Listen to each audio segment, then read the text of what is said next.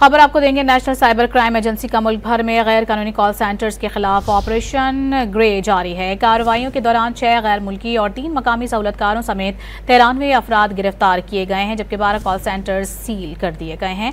National cyber crime agency की कार्रवाइयों में 6 गैर मुल्की और 3 मकामी सहूलतकारों को हिरासत में लिया गया है।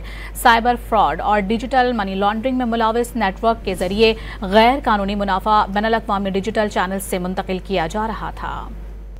खबर आपको देंगे। नेशनल साइबर क्राइम एजेंसी का मुल्क भर में गैर कानूनी कॉल सेंटर्स के खिलाफ ऑपरेशन ग्रे जारी है। कार्रवाइयों के दौरान 6 गैर मुल्की और 3 मकामी सहूलतकारों समेत 93 अफराद गिरफ्तार किए गए हैं, जबकि 12 कॉल सेंटर्स सील कर दिए गए हैं। नेशनल साइबर क्राइम एजेंसी की कार्रवाइयों में 6 गैर मुल्की और 3 मकामी सहूलतकारों को हिरासत में लिया गया है। साइबर फ्रॉड और डिजिटल मनी लॉन्ड्रिंग में मुलविस नेटवर्क के जरिए गैर कानूनी मुनाफा बैनुल-अक़वामी डिजिटल चैनल से मुंतकिल किया जा रहा था।